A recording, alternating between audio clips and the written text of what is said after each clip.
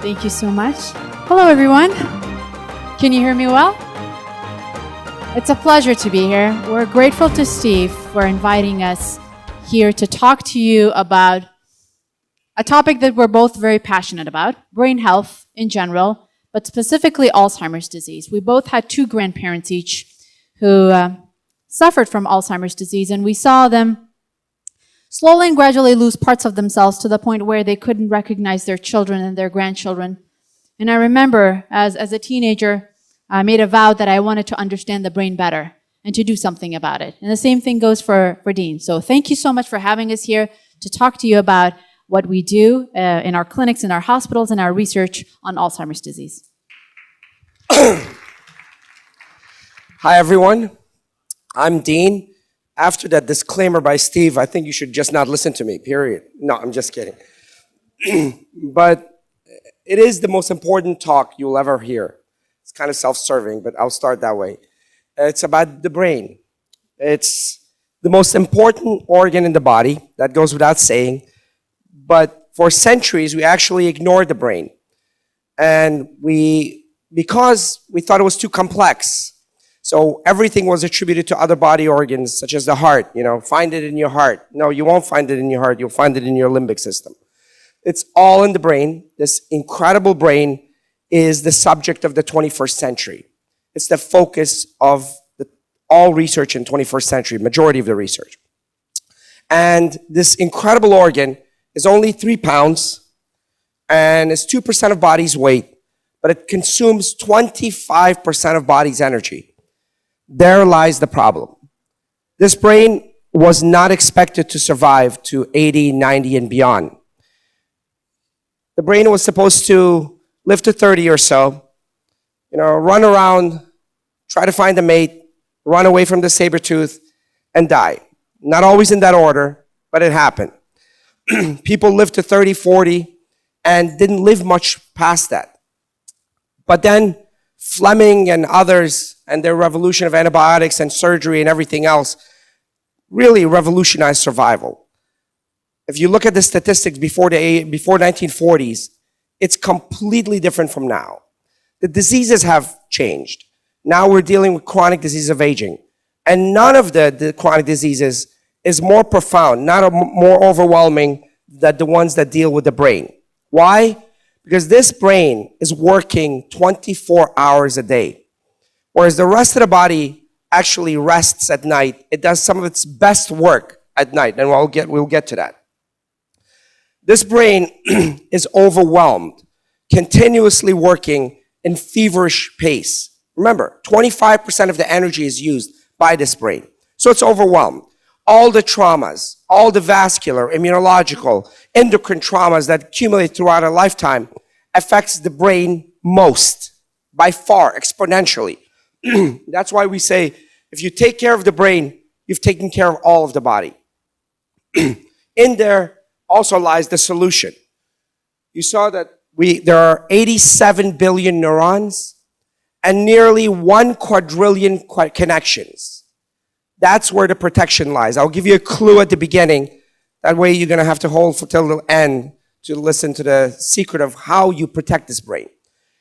And there are examples of people living well into their 80s, 90s, and beyond that have aged successfully.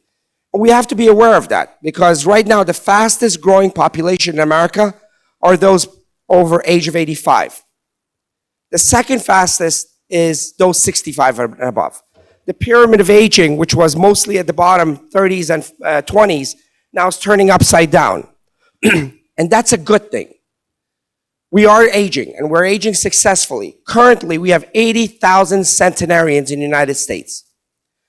That number is supposed to go up to 600,000 by 2050 if there's no further cures in cancer, heart disease, or anything else. And we know there will be. So we're getting to be an aging society. That's a good thing. Examples are there. Dr. Wareham, the gentleman on the right, just passed away a month ago.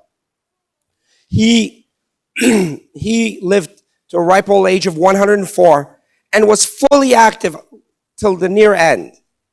He actually was a cardiothoracic surgeon where we work at Loma Linda University. By the way, we picked Loma Linda University from the institutions you heard about because we were sick of hearing about these clinical trials at molecular level, and we wanted to see the same kind of lifestyle success that people saw in heart disease and diabetes can be seen in Alzheimer's, and we saw that, and we'll tell the story there.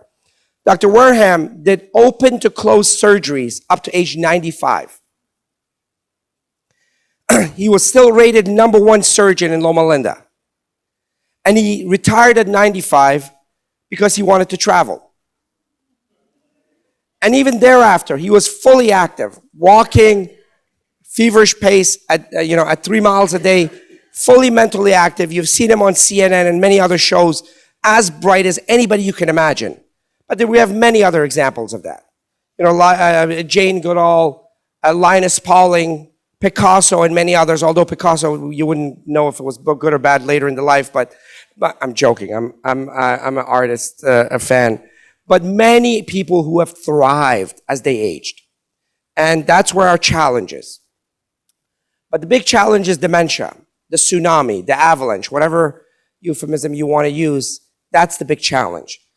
This dementia is the big category, is the umbrella category. Alzheimer's is a subtype of dementia. Dementia is when you're having cognitive deficits to the extent where it's affecting your daily activities. That's it. That's a blunt definition of dementia. You can't do your finances, you can't do your driving or any of those. It's dementia. Alzheimer's constitutes 60 to 70% of all dementias, but there are many other types. Vascular dementia, Lewy body dementia, Parkinson's dementia, frontotemporal lobe dementia, and many others. But underlying all of these, there might be some differences, but lifestyle is a major component. Now, Alzheimer's is the fastest growing epidemic. Right now in the United States, 5.8 million, this should be changed, 5.8 million people suffer from Alzheimer's. Every 66 seconds, somebody's being diagnosed with Alzheimer's, and actually that's an underdiagnosis. Understand, because a great majority of people who have the Alzheimer's or dementia are never reported, especially in certain populations. It's the third leading cause of mortality and morbidity in US, #1 in UK, #1 in Japan, #1 in many other first developed nations, and will be #1 in US. It is growing at an incredible pace, whereas we're succeeding in surviving other chronic diseases such as diabetes and heart disease. The prevalence is increasing, but we're surviving them. Mortality from Alzheimer's alone has gone up by 125%, 23% over the last 15 years. And that curve will increase exponentially. 1 in 10 people over the age of 65 have diagnosis of dementia.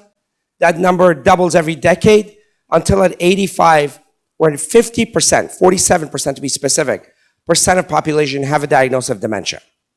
But that's not a foregone conclusion. That's how we're approaching the disease right now. We believe that number can be significantly curtailed and affected if we take a different approach. There are some disparities as well. Women suffer more from dementia and Alzheimer's. 1 in 6 women get a diagnosis of Alzheimer's in their lifetime, 1 in 11 men. African Americans have a 4 times greater proclivity, but the number is actually worse than that because it's not reported as well. Hispanics, anywhere between 2.7 to 3 times greater prevalence. There are different populations that suffer differently, and you see the numbers change. And I'll get to those studies as well. The cost is absolutely bewildering. The direct cost of Alzheimer's is $259 billion. The indirect cost is another $240 billion. Now compare that to the second costliest disease, heart disease, $120 billion. Third costliest disease, all of cancers combined, $60 billion. You can see the tremendous burden that this disease has on our system, not just financially, but socially as well. One statistics that I have to tell you here is that the caregivers, if they're age matched, they die 60% faster than the patient. The families are absolutely overwhelmed, and we must address this. This cost is expected to grow exponentially. By 2040 to 2050, the cost is expected to be anywhere between $2 to $3 trillion. If you are worried, if you're, whatever political affiliation you have, this must be a priority because this by itself will collapse the healthcare system and the system in general. So why are we not addressing it, or are we addressing it? Well, we're addressing it in a completely myopic way because of a myth. The myth is that we can't prevent Alzheimer's. And don't think that medicine and science doesn't have a blind spot. It does. Not as much as people think. I'm not one of those conspiracy theorists that says this or that and vaccines. No, vaccines work. I'm going to say that right here. But there are blind spots. Why? Because the research system is set up in a way where a scientist can get their grant, what they call R01 or whatever grant, if they focus on one molecule. And that molecular approach has pulled us so far off that we've been spending hundreds of billions of dollars on dozens and dozens of studies on two molecules. And lots of poor mice, those poor mice. Amyloid and protein, amyloid and tau. These are proteins that accumulate in Alzheimer's. We've known this since the time of Alois Alzheimer 100 years ago. And we've been chasing this molecule.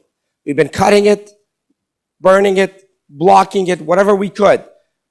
And after billions of dollars of spending and hundreds of mouse models, we have succeeded 0%. Not a single drug that has disease modified or stopped the Alzheimer's. We have symptomatic drugs like Aricept and Namenda and others, but they're symptomatic. They don't do anything to the curve of the disease. And we still do the same thing that has failed over and over again at billions and billions of dollars of cost. The second myth is that it's a genetic disease. Yes, it's a genetic disease. Everything is genetic. We're genetic beings. There's a genetic code in every cell in your body. But different diseases have different genetic relationship. If you have a Huntington's disease, if you're a man, your son will get Huntington's. And depending on how many CAG repeats are there on chromosome 4, it will tell you exactly how fast, how aggressively the disease will be. That's a genetically driven disease. But for majority of chronic diseases of aging, especially brain diseases, it's not one gene. It's multiple genes. And those genes don't create disease. They create a risk spectrum. So there are certain genes that really push Alzheimer's. Those three genes at the corner, presenilin 1, presenilin 2, and APP, there are genes that if you have those genes or any of those genes, you will get the disease during your lifetime. But nobody here will have anything like that because you see that in populations like in South America where you land and you see entire populations in their 40s and 50s that have it. Nobody in the United States, not many, will have that. And guess what percentage of Alzheimer's patients are affected by those genes? 3 to 5%. So what about the other 95%? The other 95% are these genes. What are those genes? So what are those genes? The one that everybody knows about is ApoE4. How many people have heard about ApoE4 gene? Yeah. So if you have one ApoE4 gene, your risk goes up 4 times, roughly. If you have 2, one from each parent, your risk goes up anywhere between 12 to 20 times. So if you have 2 genes, you should get the disease, right? No, 50% of people with 2 genes don't get the disease. What happened? Lifestyle. There are studies in Nigeria where the prevalence of that gene was much higher. In the United States, about 2% of people have 2 genes. But in Nigeria, it was much higher. But yet, early on, the prevalence of Alzheimer's was much lower. So what happened? Why didn't the gene increase the prevalence? Lifestyle. But as affluence paradox is coming and taking over places like India and China and Japan and Nigeria, the prevalence is going up. Why? Lifestyle. And what's the first thing that comes with affluence in these countries? Meat. Yeah, people who think they're affluent, they think they should have meat. And so ApoE4, what is ApoE4? It's a lipid transporter gene, well, protein product. other things as well, inflammation, but lipid, fat transport. There are three kinds of them: ApoE2, ApoE3, and ApoE4. If you have ApoE2, you really have good genes. They are really good transporters. Your risk of Alzheimer's is actually much lower. If you have ApoE3, it's a wash. If you have ApoE4, your risk goes higher. Doesn't that make sense? It's a lipid transporter that doesn't do its good job well, so your risk goes higher. So if you have lipid transport problems, what do? Lower the amount of lipids. Just the first clue into the whole talk. So there is the biggest clue right there, ApoE4. What about these other genes? Well, these other genes are not Alzheimer's genes. They never are. They're body's response genes, vascular response genes, immune response genes, garbage disposal genes, or what they call lysosomal storage genes. What does that mean? Vascular response means if you have good genes against vascular response, if there's vascular trauma throughout life, blood pressure going up, you have good genes, your body has good response, so it can respond well. But if you have bad ones, even a small vascular response is going to be poor. Immune response. If you have bad immune response, you know throughout life, the longer you live, you will have episodes of immune challenge, right? Inflammation, infections, things of that nature. If your body's response is not good, is not proper, you're going to have higher risk of Alzheimer's. So if you have good response, then you'll be more resilient. Garbage disposal, your body's ability to get rid of waste at cellular level. So if you have good response, you'll respond no matter what. If you have bad genes, you will not be able to respond against garbage disposal. So if you're having bad genes when it comes to garbage waste disposal, what do? Don't create as much waste. There's a comedian, Red Skelton. I'm aging myself. She's way younger than me. He said, "Doctor, it hurts when I do this." Don't do this. Don't do that. So, doctor, I have bad genes against garbage disposal. So therefore, don't consume garbage, to simplify it. Doctor, I have bad genes against inflammation. Don't create inflammation. But as much as you think it's your knees or your infections that create inflammation, the more constant source of inflammation is food. The more constant source of oxidation is food. It's a chronic source, so we have to address it in that way. So all these genes are body's response genes, lifestyle. What about those three genes again? Let's go back to that.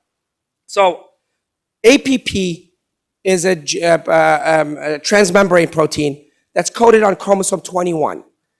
Down syndromes, people who have Down syndromes have 3 chromosome 21, so they have excess of APP. So that means that they're a higher risk of Alzheimer's. So a Down syndrome person who lives to their 50s, almost invariably they always get Alzheimer's. And their disease starts much earlier. So that means that it's a foregone conclusion. If you have Down syndrome, you're going to get Alzheimer's, right? So we had the fortune of doing research on NIH data that look at a large population of Down syndrome patients, and also looked at proxies for lifestyle, markers for lifestyle. What are those? Blood pressure, cholesterol, and diabetes, which is very common in those individuals. And guess what? If the blood pressure, cholesterol, and diabetes was well controlled, guess what happened? Even in these individuals, the disease was pushed back. So even in the genetic model of Alzheimer's, lifestyle is an effect. There is no controversy. What we're saying is not a belief. It's data-driven. And Ayesha will go over all the data. She's much better with the data. So it's a lifestyle component. So it's critical that we actually take genetics in that perspective. Another thing that I want to talk about genes is, invariably, somebody in the crowd will ask me, how will I know if I have genes, and should I do a genetic test? I said, no, you shouldn't do a genetic test, because if we don't have a gene that we can actually target and affect. So if you have a genetic test and you know you have the gene, then what? So if I have 2 grandparents who died from Alzheimer's, brilliant people died from Alzheimer's, and I lose everything. In fact, even coming here, I forgot my backpack. Yes. So up to now, I don't know my genes. Guess what I attribute that to? I'm busy. I have, wife, 2 clinics, community-based program, 2 children, a dog, mother-in-law, mother, lots of stuff. But the moment I know that I have an ApoE4 gene, guess what's going to happen? Every time we're going to attribute it to that. It becomes a self-fulfilling prophecy. And when we talk about stress, then you'll know the effect of stress on it. So until there is a genetic treatment, why no? In fact, do this. Assume you have bad genes and live as though you have bad genes and do the things necessary to affect the genes. Instead of you know the genes, then what? Go in a corner and sulk? It's ridiculous, the approach that's being taken. By the way, at the end of this talk, you'll realize that we have nothing to sell because everything that you need to do has to do with your living at your home and your community. Nothing you have to buy from anybody. In fact, all the profits from our book goes to a Healthy Minds Initiative movement to go to every community and do one thing, raise awareness about the power of the community on their own health. That's it. We're not talking about, we're not against conventional medicine. It's phenomenal. They did back surgery on me, I'm walking and all that. There's a place for conventional medicine, but that's sick care. We call our clinic and our hospital sick care. Health care is in your home, your community, and your work. And it has to be there. So it's important to start understanding where you could make the most difference. Now, as the poet says, the road less traveled is the green one. He didn't have the green one at the end, but I added that. At this time, majority of us are going to start experiencing decline in cognition. Maybe we're not even experiencing, but it's happening in our 20s and 30s. In fact, the loss of cells, neurons, starts very early, in our 20s and 30s. And that's pretty sad. Your 20s were your peak? Wow. And then it starts going down further. That's okay. Cells, number of neurons is not that big a deal. We have 87 billion neurons. When people say we use 10% of our body, 10% of our brain, they're wrong. We use 100% of our brain, but only at 1% efficiency. So we're not using the total power of this brain. Besides the 87 billion, we have all these connections where the power lies, and I'll get to that. So don't worry about the neuron loss. But if we don't do the necessary things early on, it's going to become MCI, which is mild cognitive impairment. And then from there, 60% of mild cognitive impairment patients go on to develop dementia. But if you start making the changes in your home, your communities early on, not only will you hold back dementia and stroke, but you will have continued brain growth. Don't get me wrong. There are some changes that happen with aging, no matter what. Minuscule slowing in speed of processing, minuscule slowing in retrieval and coding, but that's in microseconds. It would not affect anybody if there's no disease. What you gain with aging is vocabulary, context, and three-dimensional thinking. They used to call that wisdom, but it's not that popular anymore. We call it three-dimensional thinking. That's exponentially more than anything that we would lose. So exponentially more. Are there any 18-year-olds here? No, good. So right around here I say, if you had an 18-year-old child, or you all were 18-year-old, just think back. Compare that 18-year-old to a 60-year-old. They're not even same species. And I have a 14-year-old, brilliant, who's at 13 went to college, not the same species as my mother.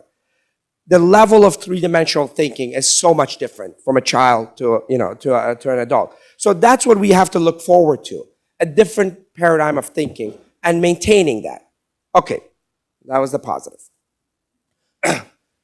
2 years ago when our book came out, we were asked, because it was published here at Harper and UK and Australia and other places by Simon & Schuster, they asked us to come to London to give a talk at BBC Breakfast, which is the biggest show in the world. We got so excited because right before was, not because of the BBC Breakfast, because they said ABBA would be speaking right before you.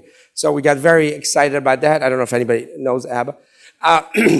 And so we went there. On the way there, 2 years ago, Alzheimer's Association called them, or equivalent of in London, said they're too controversial. They're saying that lifestyle can affect Alzheimer's. And she will show you the data from 10 years on. And because of the myopic view of the world that they have. So they cut our show from 45 minutes to 10 minutes. But we have about 10 minutes with ABBA, so that was good. But all jokes aside, we were disappointed. This year, in Alzheimer's International Conference, the plenary talk was lifestyle affecting dementia. The biggest statement was prevention is the new treatment. I was like, my gosh, you were 2 years too late. You messed up our show. And they're spending $20 million in lifestyle. Of course, they're going to blow it. They're going to do it badly because they don't know how to do it. And AARP is putting $60 million into lifestyle and brain health. So now we're coming to the realm. And we don't care because to us, all that matters is that individuals, populations, and families get some control over this disease. So what do you think is the problem with Alzheimer's, dementia, or any of these chronic diseases of brain aging? 4 processes, roughly.